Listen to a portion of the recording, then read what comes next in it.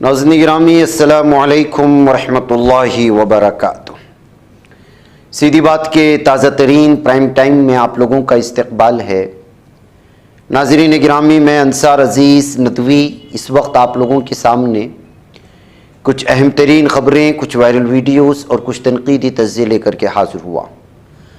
तफसीलात में जाने से पहले आप लोगों से जो दरख्वास्त होती है उस पर तवज्जो करने की अपील करूँगा। इसके अलावा नाज़रीन गिरामी, आज ही हमारे उम्रे से वापसी हुई है इस बाबरकत सफ़र से, और जैसा कि आप लोग जानते हैं इसका ऐलान भी हम लोगों ने आपके सामने किया था।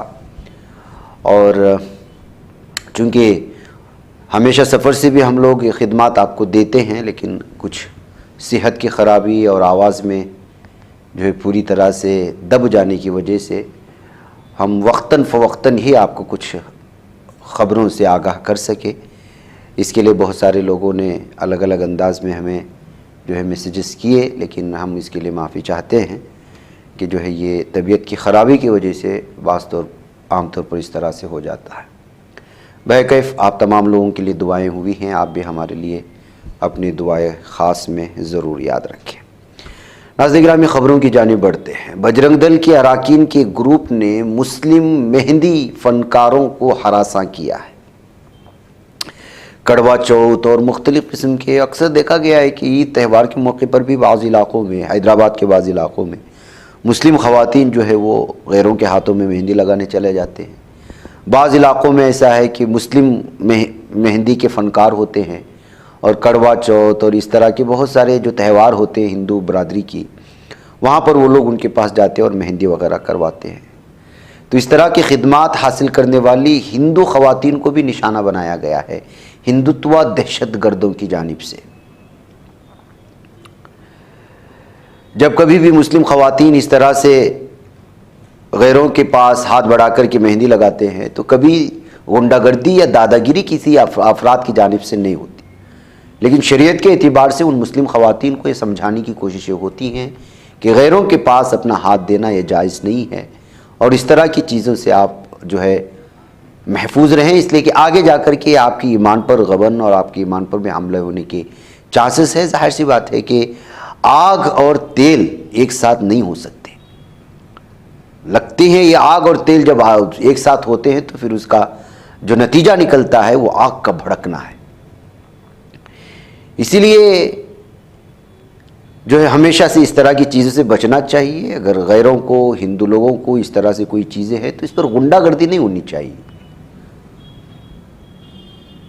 लेकिन यहाँ गुंडागर्दी हो रही है। बुनियाद परस्त ग्रुप ने ऐलान किया कि वो किसी भी हिंदू ख़वातीन को बरकवाल जिसको कहा जाता है, यानी मेहंदी लगवाने की इजाज़त नहीं देगी। उनके अमाल को लव जिहाद के साजिशी नज़रिए पर भी इसको देख करके जो है लोगों में नफ़रत फैलाने की कोशिश की। इन गुंडों ने न सिर्फ मुसलमानों पर हमला किया जो यहाँ पर हैं, बल्कि वहाँ मौजूद हिंदू ख़वातीन को भी हरासा करने की कोशिश की है। इस वीडियो में ये लोग किस तरह से डांट रहे हैं और लव जिहाद का हवाला देकर के धमकियाँ देने की कोशिश कर रहे हैं, वो सारी चीज़ें यहाँ पर हैं। तो अब इन लोगों के ख़िलाफ़ मामला दर्ज करके ख़वातीन को हरासा करने, दुकानदारों को हरासा करने के वजह से जो है मामला दर्ज करवाने की जो है अपील की जा रही है। अब देखना यह है कि यहाँ की हुकूमत इन लोगों के ख़िलाफ़, पुलिस जो इस तरह के मामलात में मुसलमानों के ख़िलाफ़ तो बड़ी फुर्ती दिखाती है, यहाँ इन गुंडों को और हिंदुत्व ज़हनियत के हामिलीन जो है सड़क छाप लोगों के ख़िलाफ़ कोई कार्रवाई करती है या नहीं करती। नुपुर शर्मा गुस्ताख़ रसूल सल्लल्लाहु अलैहि वसल्लम, मलऊन व मरदूद, ये किस तरह से जो है आप सल्लल्लाहु अलैहि वसल्लम के ख़िलाफ़ इश्तियाल अंगेज़ बयान दे कर के, जिसको पार्टी से निकाला गया था, बीजेपी पार्टी से, उसको अब हीरो बनाने की कोशिशें हो रही हैं हिंदुत्व ज़हनियत के हामिल लोगों की जानिब से। अब इस मलऊन और मरदूद ने झूठी खबर फैलाने के बाद माफ़ी मांगी है ट्विटर पर। राम गोपाल वर्मा, जिसके कत्ल के बाद बहराइच में जो जुल्म सितम मुसलमानों के ख़िलाफ़ हुआ, वो आप लोगों के सामने है और हमने ख़बरों में आप लोगों के सामने रखी।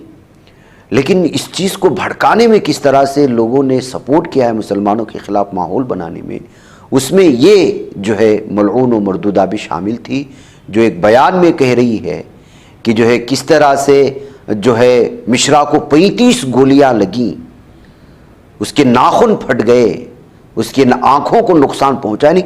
एक दरिंदगी की मिसाल पेश करने के लिए भयानक अंदाज में इस कत्ल को पेश किया गया, ताकि मुसलमानों के खिलाफ जितनी नफरत हो सकती है उसको भड़काया जाए, जितना इश्तियाल हो सकता है उसको भड़काया जाए। बाद में इस मलूना ने जो है ट्विटर में, जब पुलिस ने वजाहत की कि ऐसी कुछ हकाइक नहीं है राम गोपाल वर्मा के सिलसिले में जो बताया जा रहा है, तो माफ़ी मांग करके ख़त्म कर दिया। लेकिन उस ट्वीट से जितनी नफरत फैलनी थी, मुसलमानों को जितना नुकसान होना था वो नुकसान हो चुका था।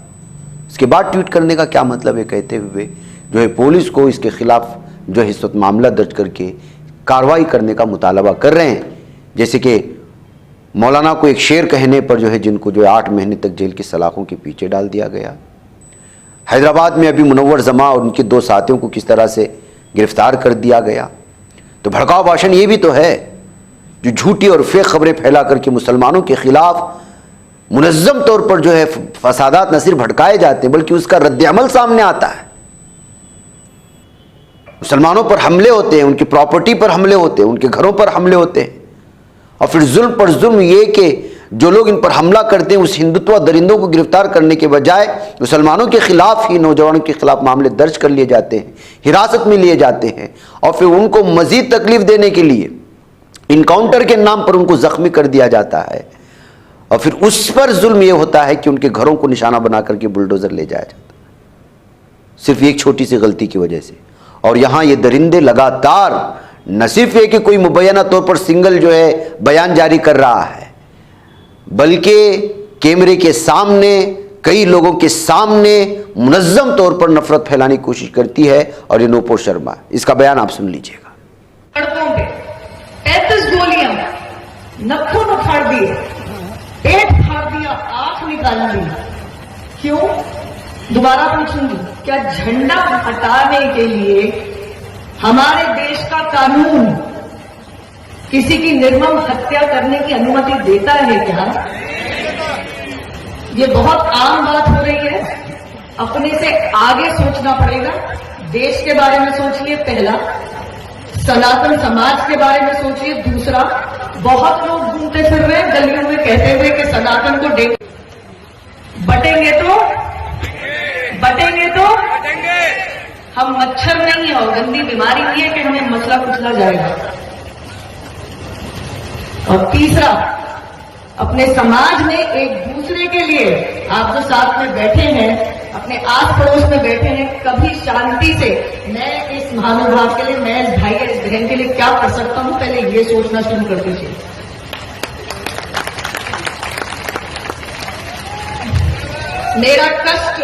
मेरा कष्ट इस देश से, इस समाज से, हमारे धर्म से बड़ा नहीं है, परंतु जब तक जीवित हूं शायद आपको याद दिलाती रहूंगी कि हमने उस समय आवाज उठा ली होगी तो आज परेशानी मेरे घर नहीं आती।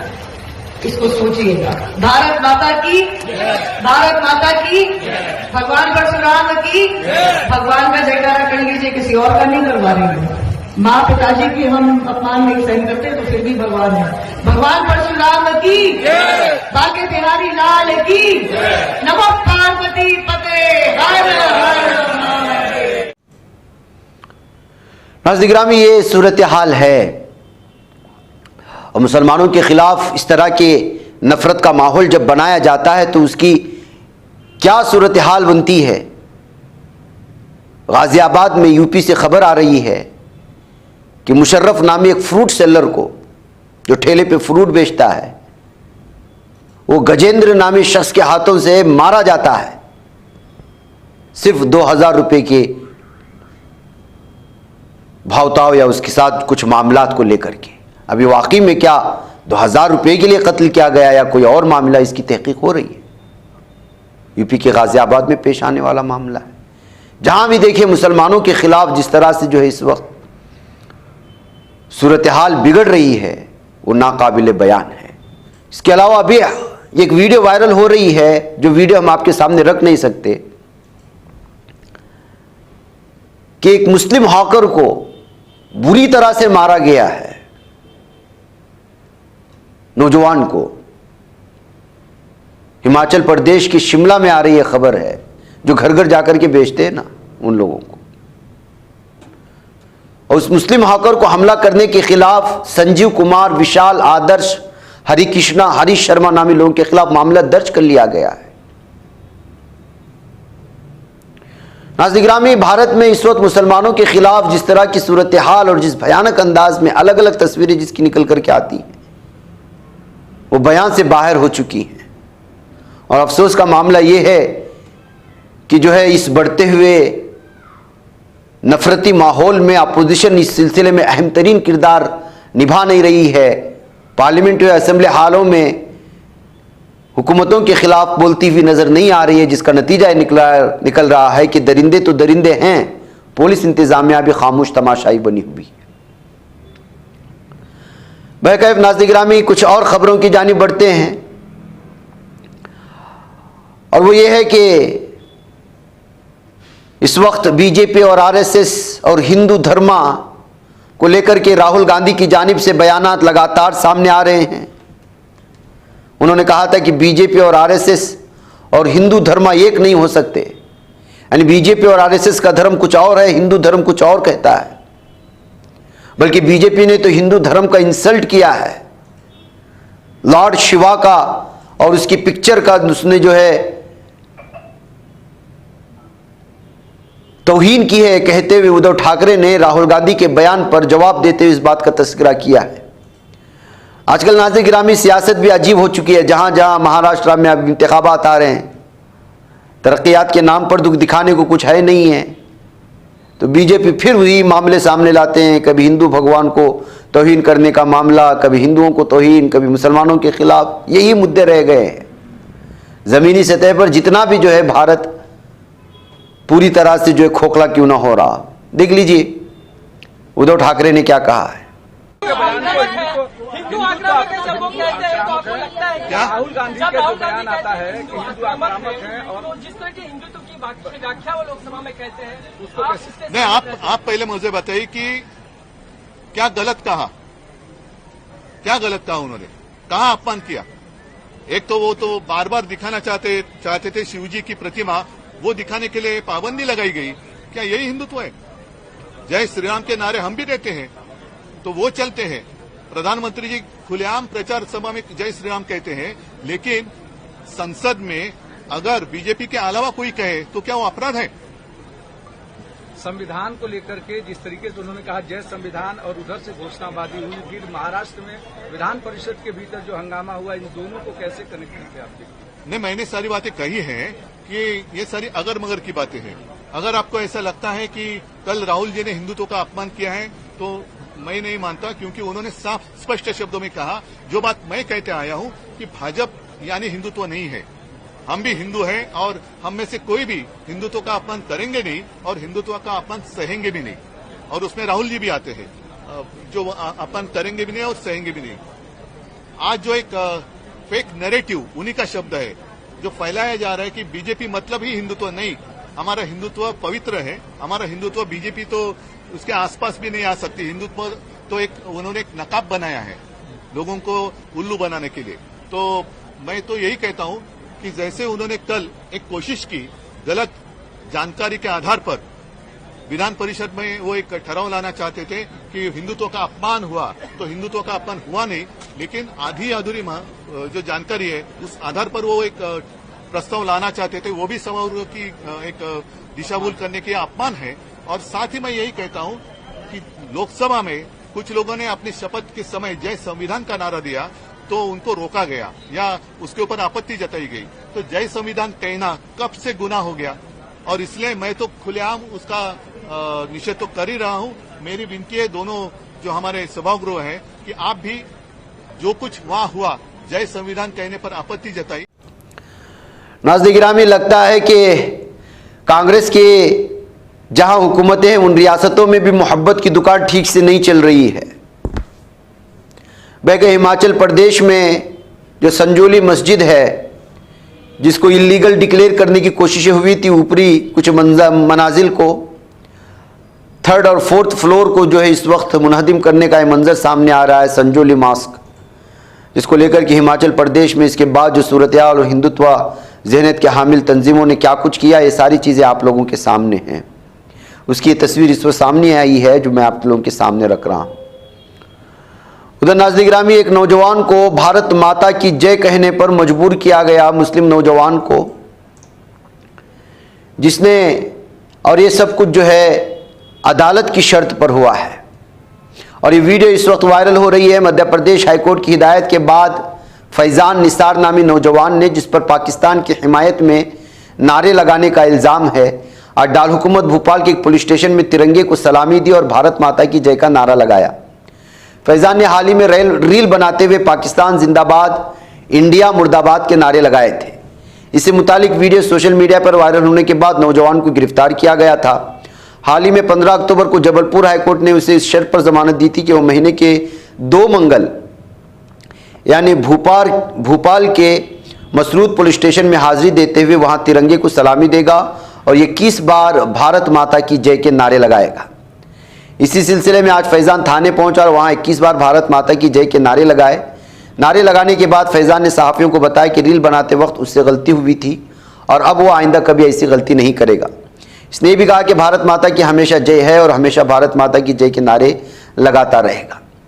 भाई कहे नाज़रीन गिरामी, जब इस तरह की तस्वीरें बना करके पेश की जाती हैं तो हिंदुत्व तंजीमें किस तरह खुश होती हैं और उसके बाद किस तरह का नफ़रत का माहौल बना करके, बिलखुसूस जब इस तरह के मुल्ज़िमान मुस्लिम नौजवान होते हैं तो क्या सूरत हाल बनती है, इस पर ज़्यादा तबसरे की ज़रूरत नहीं है।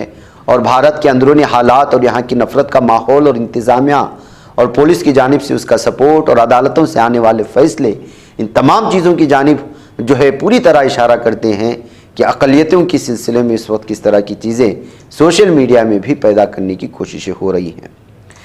वह गए नाज़रीन गिरामी, आइए अगली ख़बरों की, मशरिक़ वस्ता की कुछ ख़बरों की जानिब बढ़ लेते हैं। इस वक्त 2 ख़बरें आ रही हैं हिज़्बुल्लाह की जानिब से जो दावे किए जा रहे हैं। सबसे पहले ये है कि आयरन डोम सिस्टम को हिज़्बुल्लाह ने आज जो है निशाना बनाया है और ये मुख्तलिफ ज़राए से हवाले से मिल रही हैं और बड़े बड़े चैनल्स भी इस बात का दावा कर रहे हैं। ये इस वक्त जो आप वीडियो देख रहे हैं, ये वीडियो बताया जा रहा है कि ये गिलान की वादियों में जो इसराइल का IDF का एक बहुत बड़ा फौजी बेस है, उसको निशाना बनाया गया है। जो IDF का इंटेलिजेंस बेस है, इंटेलिजेंस यूनिट 8200 जो गेलोत में है, उस पर हमला किया गया है। गेलोत बेस जिसको कहा जाता है, और बड़ा नुकसान होने के दावे करते इस वीडियो को जहां शेयर किया गया है, वहीं पर हिज़्बुल्लाह की जानिब से आज रॉकेट्स के जरिए थे इसराइल के high tech air defence system iron domes को, जो वेस्ट बैंक में है, वहां पर हमला करने की कोशिश हुई और वहां पर भी बहुत बड़ा नुकसान पहुंचाया गया है। और इन तमाम खबरों के सामने आने के बाद तबसरा करने वालों ने तबसरा किया है कि हिज़्बुल्लाह शायद फुल वॉर की जानिब बढ़ने से पहले, इसराइल को खींचने से पहले, उसके सारे के सारे एयर डिफेंस जो सिस्टम है इसराइल का, उसको कमज़ोर करना चाहता है, वीक करना चाहता है। यही वजह है कि खुसूसी तौर पर हिज़्बुल्लाह उन बेस को जो है इस वक्त पूरी तरह से नाकारा करने की कोशिश कर रहा है, जिसकी वजह से जो है इसकी फ़ौज जो है बड़ी मजबूत होती है। जाहिर सी बात है कि आपका इंटेलिजेंस का सिस्टम जब ख़त्म हो जाता है तो दुश्मन की जानिब से, दुश्मन के इलाकों से आने वाली ख़बरों को वो जो है तहस नहस हो जाता है। तब आप जो है दुश्मन के हमले के बारे में या वो जो प्लान या लाही अमल तैयार कर रहे हैं उसके बारे में आपको खबर नहीं मिलती। तो IDF का इंटेलिजेंस यूनिट तो बहुत बड़ा है, आप लोग जानते हैं, उसको तबाह करने की कोशिशें हुई हैं। तो वहीं पर जब आप किसी इलाके में जा रहे हैं और वहाँ का एयर सिस्टम, जो एयर का डिफेंस सिस्टम अगर मजबूत है, तो फिर आपके तैयारे वहाँ अंदर कैसे जा सकते हैं। यही वजह है कि इसको पूरी तरह से वीक करने के लिए ये सूरत हाल सामने आ रही है। उधर नाज़रीन गिरामी, यमनी फोर्सेस के जनरल याहिया ने एक वीडियो आज जारी किया है और इस वीडियो में उन्होंने अपने फौजियों की तैयारी और किस तरह फौज खड़ी है और सारी के सारे हथियारात की नुमाइश करते हुए भी इस बात का दावा किया है कि हम पूरी तरह से इस वक्त जो है इसराइल के खिलाफ जंग में जो है दाखिल होने के लिए तैयार हैं। फौज और फौज के जनरल्स और उसके अहम तरीन कमांडर्स बेचैनी से इसका इंतज़ार कर रहे हैं। हम तो सिर्फ और सिर्फ जो है इस वक्त इंतज़ार कर रहे हैं जो है एक फ़ैसले का और किस तरह से फाइनल ऑर्डर हम तक पहुंचता है। अब ये फाइनल ऑर्डर किसका आने वाला है? क्या ईरान की जानिब से इशारा होना है? क्या कुछ है, इस बात को लेकर के भी जो है इस वक्त इनके इस खबर के सामने आने के बाद तबसरे शुरू हो चुके हैं। उधर नाज़रीन गिरामी, आपको यह भी मालूम होना चाहिए कि ईरान पर जल्द जवाबी हमला किया जाएगा। इसका दावा इस्राएली हुकूमत के वज़रा ने किया है, जिससे एक बार फिर आज मशरिक़ वुस्ता में ईरान और इस्राएल के जंग को लेकर के वैसे भी कई दिनों से तबसरे अलग है, कब हमला किया जाएगा, किस तरह का जवाब दिया जाएगा। अब इस्राएली वज़रा की जानिब से आने वाले इस ऐलान के बाद एक बार फिर जो है पूरे आलमी मीडिया की नज़रें इस्राएल पर और ईरान पर टिकी हुई हैं। ये बयान इस्राएली कौमी मीडिया के जरिए सामने आया। इस हमले का मकसद ईरान के हालिया मिसाइल हमलों का जवाब देना है, जिसमें 1 अक्टूबर को ईरान ने 180 बैलिस्टिक मिसाइल से इसराइल के मुख्तलिफ मकामात को निशाना बनाया था। बहरहाल इस्राएली मीडिया की जानिब से इस्राएली वज़रा के हवाले से ये जो है दावा किया गया है। अब देखना है कि किस तरह की चीज़ें सामने आती हैं।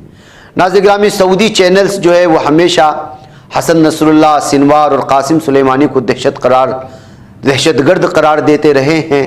अब उसकी वजूहात क्या हो सकती हैं आप लोग खुद अंदाज़ा लगा सकते हैं, इसलिए कि मजबूत ईमान वाला ही फैसला कर लेगा कि इस वक्त हक़ की जानिब कौन है, बातिल की जानिब कौन है। तो ऐसी सूरत हाल में जब यहाँ की मीडिया ने, इराक़ी मीडिया रेगुलेटर ने हमास, हिज़्बुल्लाह, ईरानी पासदार इनक़िलाब के क़ुद्स फोर्स को दहशतगर्दी से जोड़ने पर एक सऊदी टीवी चैनल का लाइसेंस मुअत्तल कर दिया है। खबर रसा इदारे ने AFP के मुताबिक इराक़ सऊदी अरब के चैनल को मुल्क में मुकम्मल तौर पर बंद करने के इक़दामात भी कर रहा है। सऊदी चैनल ने अपनी एक रिपोर्ट में हमास, हिज़्बुल्लाह और क़ुद्स फोर्स को दहशतगर्दी के चेहरे के तौर पर दिखाया। इराक़ी कम्युनिकेशंस और मीडिया कमीशन हफ्ते को MBC मीडिया ग्रुप का लाइसेंस मुअत्तल कर दिया है। तो नाज़रीन गिरामी, इस तरह से जो इराक़ की सरकारी खबर रसा एजेंसी की वेबसाइट पर मौजूद इराक़ी मीडिया रेगुलेटर के बयान में कहा गया है कि MBC ने अपनी रिपोर्ट में शहीदों की तौहीन की। सऊदी टीवी चैनल पर इस रिपोर्ट के नशर होने के बाद बगदाद में MBC मीडिया ग्रुप के चैनल पर ईरान के हामी मुसल्लह ग्रोह ने हमला किया था और दफातर में तोड़फोड़ कर दी थी। इस रिपोर्ट में हमास के रहनुमा यहया सिनवार, क़ुद्स फोर्स के जनरल कासिम सुलेमानी और हिज़्बुल्लाह के सरबरा हसन नसरुल्लाह को दहशतगर्द करार दिया गया था।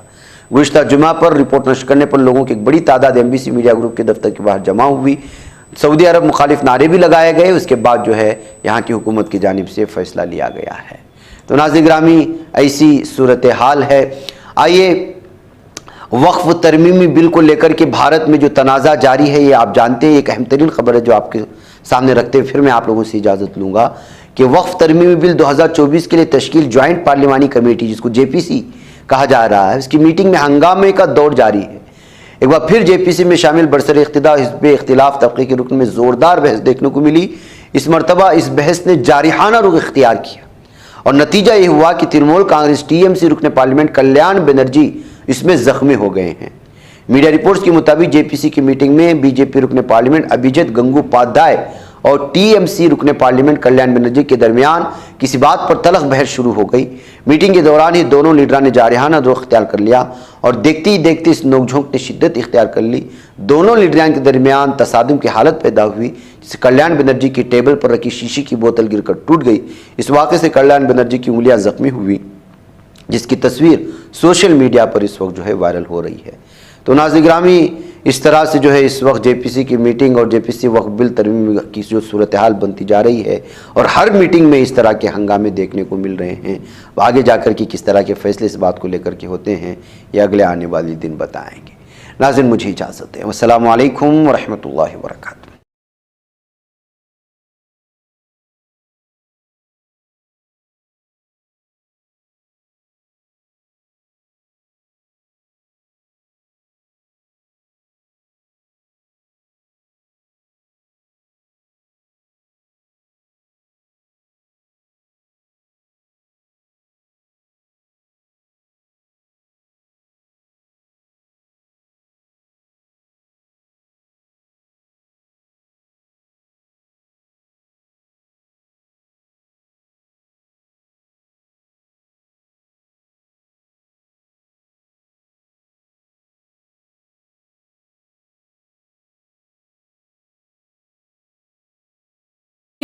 बच पाता है कोई सहाफ़ी की निगाहों से, मिलाता है ये लोगों को मोहब्बत की पनाहों से।